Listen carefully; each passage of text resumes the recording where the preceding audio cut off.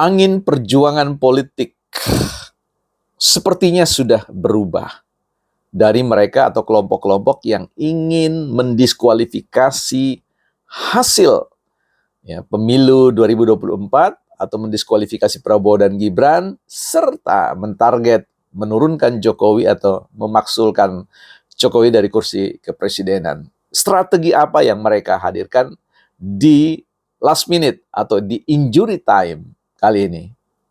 Bukan partai politik akan membahasnya. Teman-teman, kita akan bincangkan persoalan angin perubahan strategi politik ya dalam rangka agenda kembar ya, dual agenda, yaitu diskualifikasi kemenangan Prabowo, potensi kemenangan Prabowo, dan juga menghentikan langkah Jokowi untuk memberikan sebuah pesan bahwa dinasti terah Jokowi the end atau sudah berakhir. Sebelum kita bincang lebih dalam, kita akan lihat buku kita dulu, teman-teman. Ini menarik ya.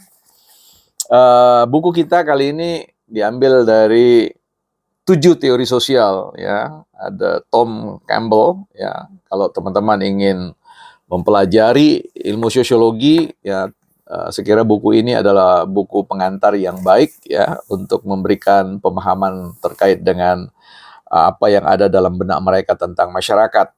Nah, salah satu pemikiran yang kita mau adalah tulisan yang membahas tentang pemikiran teori Aristoteles tentang masyarakat ya, komunitas sipil ya. Dan di sini menarik untuk kita lihat dan jadikan sebuah frame kita di dalam diskusi kali ini. Pada halaman 71 dikatakan para budak tak mempunyai akal budi.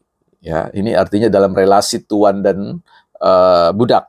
Para budak tak mempunyai akal budi melampaui kemampuan untuk memahami apa yang diperintahkan kepada mereka. Oleh karena itu, mereka membutuhkan pengarahan total dari sang tuan.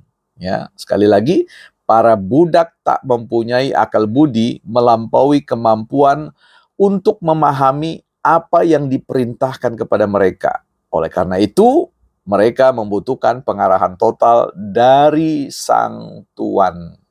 Ya, baik teman-teman, kita tinggalkan dulu buku ini, nanti kita akan lihat korelasinya atau hubungannya.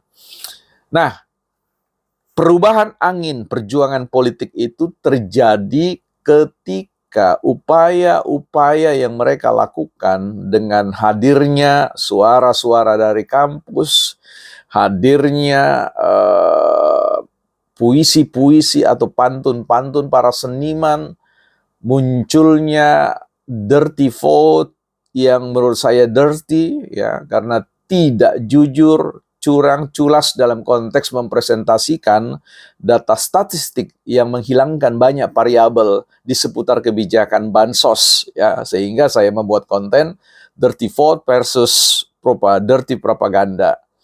Nah, kita juga melihat bahwa angin perubahan perjuangan politik itu berubah ketika kelihatannya mahkamah katakanlah hak angket itu tidak potensial untuk bisa berhasil ya mencungkil ya kekuatan Jokowi dan paslon nomor 2, dan mereka tidak lagi percaya pada Mahkamah Konstitusi karena ya tidak ada energi yang begitu cukup atau memadai untuk membuat Mahkamah Konstitusi memenangkan perkara gugatan perselisihan hasil pemilihan umum.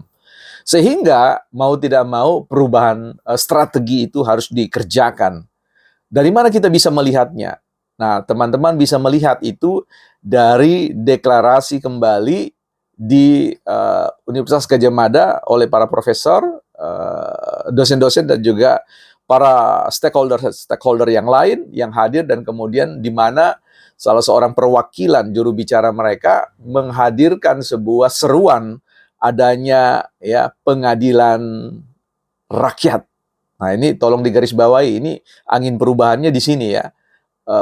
Pengadilan rakyat artinya bahwa para akademisi ini sudah tidak percaya pada sistem hukum kita ya, sekalipun itu disuarakan oleh pakar hukum ya. Nah, ini sesuatu yang ironis ya, tidak percaya lagi pada mekanisme hukum, mekanisme yang katakanlah arahkan atau ditetapkan oleh konstitusi terkait dengan pemilu, ya.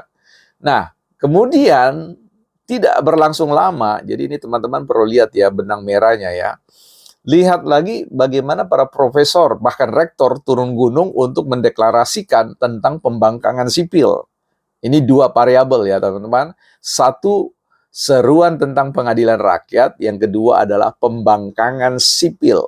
Nah, ini sudah ada garis lintasan benang merahnya atau garis hubungannya.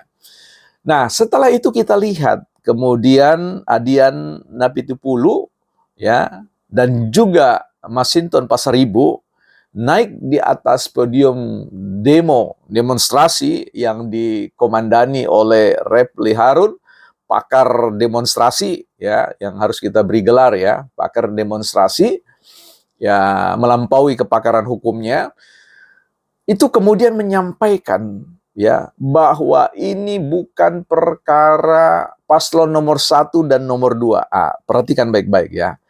Pernyataan mengatakan bahwa ini bukan persoalan 0102 itu sebuah DN untuk mengatakan gugatan terkait dengan persoalan hasil pemilu kalau menggunakan persoalan tentang kontestasi pemilu 0103 itu tidak akan menemui jalan, ya, pasti akan berbenturan dengan jalan buntu. Karena itu mereka merubah strategi itu dengan melakukan aksentuasi atau penguatan yang tadi benang merahnya, satu dari Gajah Mada, satunya dari UII, dan ini betul-betul memenuhi bentuknya, hadir dengan bentuk yang disebut dengan peradilan rakyat dan pembangkangan sipil. Nah, ini menemui bentuknya dengan statement bahwa jangan gunakan isu paslon 1 dan 2, tapi gunakan isu yang terkait dengan persoalan suara rakyat, ya, people power. Nah, kelihatannya Bang Adian dan juga Masinton ini terinspirasi dengan romantisme gerakan 98 yang mampu menumbangkan kekuasaan, ya, 32 tahun kekuasaan Soeharto. Nah, seolah mengatakan bahwa jangan lagi beri pemahaman kepada masyarakat, kepada publik bahwa ini persoalan kontestasi 0103 terhadap 02, tetapi memang adalah kemarahan rakyat. Nah, disinilah kita lihat benang merah yang ketiga, ya. Dan kemudian benang merah yang keempat muncul apa yang disebut dengan ketokohan, ya, ketokohan di bidang agama. Misalkan kita lihat Pak Din Samsudin mulai berorasi dengan statement yang menurut saya adalah berbahaya, ya, dan jauh dari kebenaran. Mengapa hal itu demikian saya katakan? Perhatikan perkataan-perkataan beliau bahwa Jokowi adalah sumber dari semua masalah Indonesia. What? Jokowi adalah sumber dari segala masalah di Indonesia.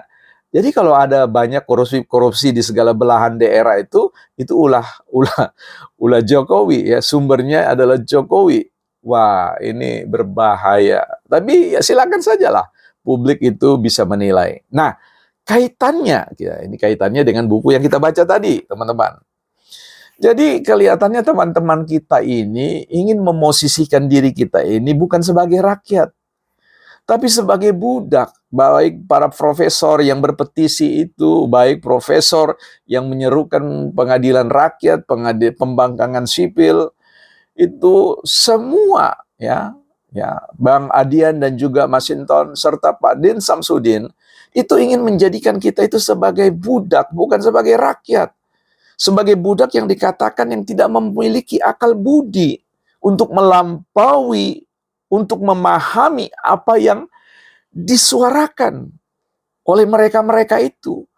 Jadi kita cukup diberikan pointer-pointer saja bahwa Jokowi sumber masalah, bahwa Jokowi telah melakukan, ya, politik transaksional, politik gentong babi, bahwa profesor-profesor mengatakan bahwa demokrasi mati, bahwa terjadi apa yang disebut dengan pelanggaran etik dan sebagainya.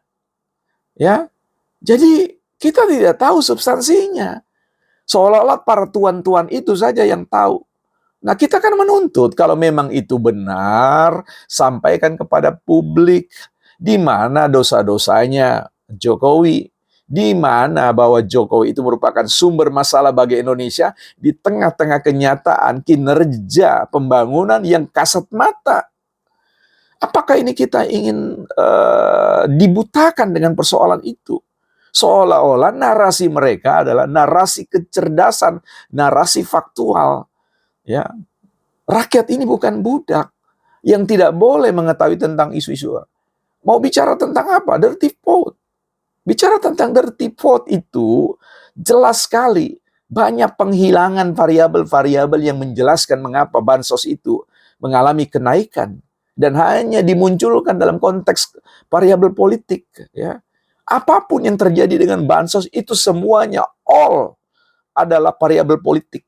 Ya. Bukan variabel pemilu saja yang kemudian dibesar-besarkan, di-capture, di-zoom, seolah-olah terjadi kejahatan yang luar biasa dengan kebijakan itu. Ya, nah masyarakat ini perlu dikasih informasi yang baik. Kalau memang terjadi persoalan itu semua, sampaikan naskah akademiknya, sebarkan kepada seluruh masyarakat, biar masyarakat bisa membaca dan kemudian mengcounter itu, ya, atau merespon itu, menanyakan itu pada pemerintah. Apa benar bahwa naskah akademik ini menyampaikan seperti ini? Bagaimana jawaban pemerintah? Seperti itu yang kita harapkan. Jadi tidak menempatkan para profesor-profesor itu, menempatkan para orator-orator demonstrasi itu, ya, tokoh-tokoh agama, tokoh-tokoh filsuf, tokoh-tokoh etik, tokoh-tokoh seniman itu sebagai tuan yang kemudian membatasi pengetahuan publik terkait dengan apa yang terjadi pada negara ini. Nah, ini disinilah fair lah, ya, sampaikan kepada kami. Jangan kemudian kami ini ditempatkan sebagai budak-budak yang tidak mengerti tentang apa yang terjadi pada negara, seolah-olah telah terjadi sesuatu yang luar biasa. Ya, extraordinary crime yang dilakukan oleh Pak Jokowi. Jangan seperti itu. Karena Jokowi telah melakukan pertanggungjawaban, akuntabilitas publik bukan di atas kertas, tetapi di atas tanah bumi pertiwi ini. Nah, ini teman-teman yang harus disebarluaskan kepada masyarakat supaya mengerti. Ya, yuk kita challenge, ya, sampaikan naskah akademiknya. Mari kita baca dan kita analisis bersama-sama. Ya, bahwa publik ini sudah memberikan suara, mereka tidak dibeli, berbeda dengan kecenderungan yang dilakukan oleh pileg, ya, berbeda sekali dengan pilpres. So teman-teman, saya cukupkan dulu di sini karena kita akan segera menanti pengumuman, ya, tentang real count itu bagaimana, dan melihat reaksi, ya, panggung-panggung politik, panggung-panggung demokrasi yang berlayar ditiup dengan angin perubahan yang baru, dengan strategi yang baru. Kita akan menghadang itu, kita akan melihat itu. Kalau upaya-upaya itu baik adanya, kita dukung. Tetapi kalau itu hanya merupakan kepentingan-kepentingan kelompok tertentu, elit tertentu, ya, saya kira kita perlu juga memberikan variabel antitesis terkait dengan itu. Bukan partai politik.